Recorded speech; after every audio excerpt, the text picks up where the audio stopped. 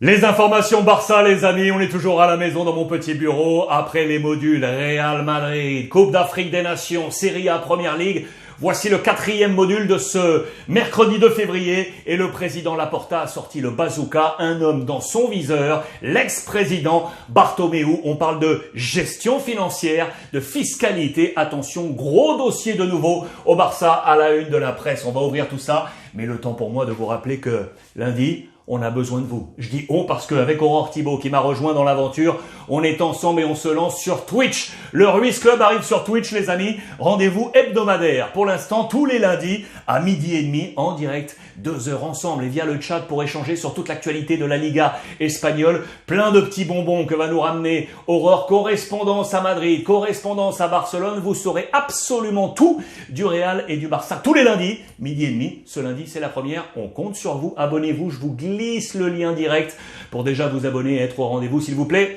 Envoyez-nous de la bonne énergie, là. On a besoin de vous ce lundi. On est là avec la presse donc catalane, avec Mundo Deportivo et le killer, Pierre-Emerick Aubameyang qui déboule, le nouveau numéro 9. On va ouvrir ses pages sportives, mais il y a d'abord ce gros dossier là. Gros dossier avec le président Laporta qui avait commandé un rapport sur la fiscalité de son prédécesseur, le président Bartomeu, parce que la situation économique, et en levant les tapis, il s'est rendu compte qu'elle était catastrophique, selon, bien évidemment, son groupe aujourd'hui, avec une accusation très directe vers le président Bartomeu. Alors, qu'est-ce qui se passe? Il y a des soupçons sur donc cette gestion. C'est vraiment des papiers très très complexes et sur l'économie du FC Barcelone. Je vous conseille d'ailleurs d'aller déjà jeter un coup d'œil sur les différents profils d'Aurore Thibault qui vous décryptent un peu tout ça et l'analyse de cette situation du côté du FC Barcelone. Ce qui est sûr, c'est que c'est cet homme qui est donc attaqué et la gestion de cet homme qui aurait amené aujourd'hui le club à être dans une situation quasi de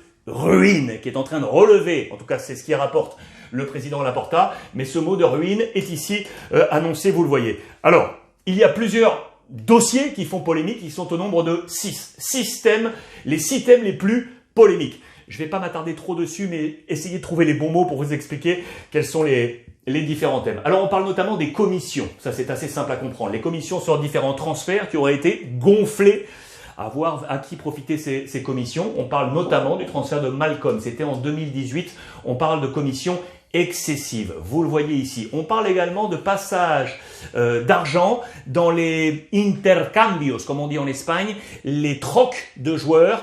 On parle notamment de Silesen et Neto, les deux gardiens, mais on parle aussi de Pjanic et Arthur. Vous vous en souvenez avec la Juve, c'est un transfert qui est observé par l'ensemble de la fiscalité. Là, on nous dit qu'il y a eu des problématiques de la part de l'organisation de Josep Maria Bartomeu. On nous parle de cet homme, vous ne le connaissez pas, c'est un agent brésilien, André Cury. Pendant des années, il a eu un contrat au FC Barcelone, on ne sait pas pourquoi, on parle d'un poste fantôme, on ne trouve pas trace d'action de sa part. Pour autant, un contrat était bien là à près de 700 000 euros par saison. Près de 700 000 euros par saison pour André Cury. C'est un contrat fantôme qu'on va essayer d'aller dénoncer du côté du président Laporta aujourd'hui. Ici également, il faut savoir qu'il y a eu vraisemblablement des erreurs.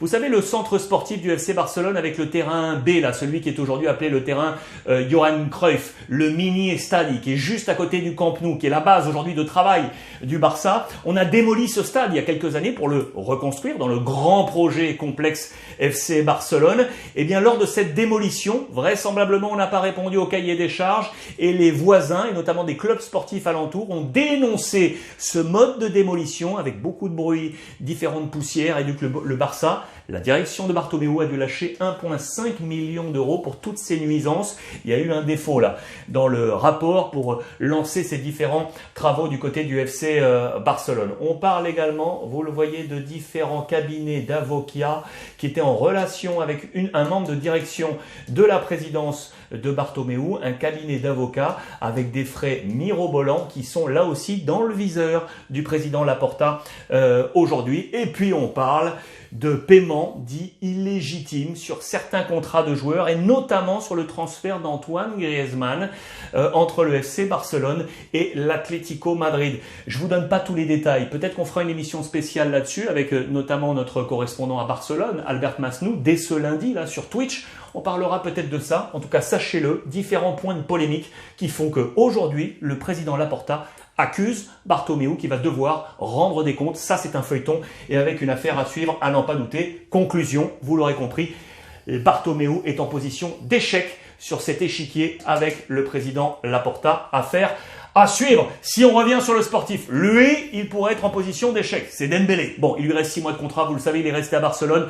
Il a choisi de ne pas partir ni l'Angleterre, ni la Ligue 1 avec le Paris Saint-Germain. On nous dit dans les colonnes de Marca que vraisemblablement, je vais le mettre au conditionnel, mais vraisemblablement le Barça lui aurait offert la carte de liberté pour qu'il puisse partir et du coup baisser la masse salariale et que le Barça n'ait plus à payer ses émoluments. Il ne l'aurait pas accepté et du coup le Barça doit continuer à payer l'ami Dembélé et ce jusqu'au terme de cet exercice avant de signer libre dans un autre club. Vous l'aurez compris, il n'a donc pas accepté cette carte de liberté, ce qui n'a pas du tout plu au président Laporta qui en marge de cette,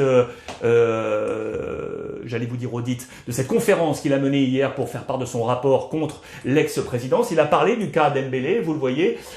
Il avait avancé, le joueur, au début qu'il n'avait pas de problème économique, qu'il était prêt à baisser ses émoluments. Et bien finalement, il nous bloque aujourd'hui à cause de ça. C'est l'accusation que porte Laporta qui n'est pas du tout content de voir que Dembélé est resté du côté du FC Barcelone. Vous le voyez, il a refusé la carte de liberté, même après la fermeture du marché, puisque c'était encore possible. C'est le cas notamment de Pierre-Emerick Aubameyang, vous le savez. Maintenant, la question est de savoir que va faire Xavi. Que va faire Xavi? Va-t-il l'inclure dans ses plans? Oui ou non? Va-t-il le faire jouer? Oui ou non? Le coach dit demander 4 jours, 3-4 jours de réflexion pour savoir ce qu'il va faire. Peut-être échanger avec le joueur. C'est une affaire à suivre. En attendant, il est là et ce jusqu'au terme de la saison. Aubameyang déboule. C'est son premier jour au FC Barcelone. Il y a eu une nuit trépidante. On l'a vu ensemble hier déjà sur YouTube. C'est son premier jour. Il est là, le pouce levé, heureux bien évidemment. Quel numéro aura-t-il à date?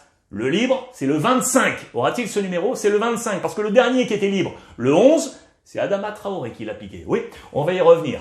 L'ami Aubameyang est donc là pour ce premier jour. Large sourire. Un fou pas si fou que ça. Voilà ce qu'on nous dit. On nous dit de sa folie avec les petites coupes de cheveux. Parfois quelques altercations. On nous parle d'une relation pas si simple que ça avec Arteta. Mais en sa défense, on nous parle également de sa très bonne relation avec d'autres coachs, comme notamment Thomas Tuchel, qui reconnaît éperdument la qualité de ce joueur. On nous parle également de sa relation avec l'Espagne. On nous apprend que sa mère est née en Espagne, du côté de Ávila. Ávila, c'est au nord-ouest de Madrid. Intéressant. Et on nous dit ainsi que le joueur gabonais a une relation avec l'Espagne. Vous savez qu'en Espagne, on aime bien trouver ces petites histoires. Et là, c'est avec sa maman. Numéro 25, donc vraisemblablement pour Pierre-Emerick Aubameyang, je vous l'ai dit, parce que le 11, l'ex-numéro de Demir, qui est reparti du côté du Rapide de Vienne, eh bien, il hérite sur le dos de monsieur Adama Traoré. Le voici, avec son numéro 11. Lui qui avait porté le 28, le 27 lorsqu'il était chez les jeunes au Barça, lui qui portait le 37 à Wolverhampton, eh bien le voici avec le numéro 11. Il est comme une balle, hein.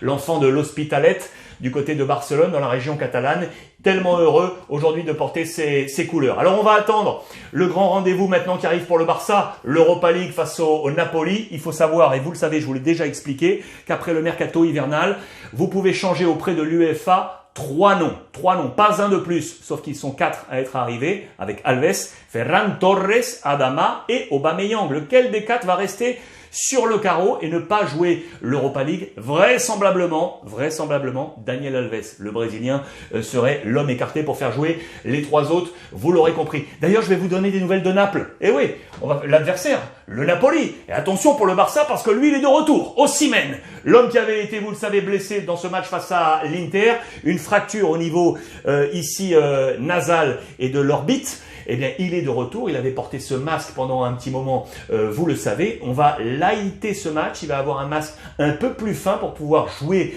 être au mieux dans ses phases de jeu. Un masque en Kevlar et en carbone, on nous le dit ici. Ça, c'est dans les pages de la Gazzetta dello Sport et je salue mon copain Pipo qui m'a envoyé tout ça. Regardez dans les pages également de la Gazzetta dello Sport, le sprint d'Osimhen pour être de ce rendez-vous, revenir sur les tablettes des meilleurs buteurs de la Serie A, aider le Napoli peut-être à venir déranger les deux équipes de Milan. Et vous le voyez, ce masque initial qui va être lighté. On va enlever un petit bout au-dessus, on va élargir la surface de l'œil et on va couper ici parce que cela va mieux pour lui. On lui souhaite le meilleur. Ça va être un choc de titan entre le Barça et le Napoli. On attend ça. Voilà les amis, on a fait le point. On se retrouve ce soir 19h ici même pour votre libre antenne grâce à Brut Live. Je vous le rappelle, téléchargez l'application, elle est gratuite dans l'App Store bientôt sur Android.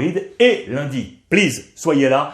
Twitch, midi et demi avec Aurore Thibault, le Ruiz Club déboule sur Twitch. Je vous embrasse fort et profitez des vôtres.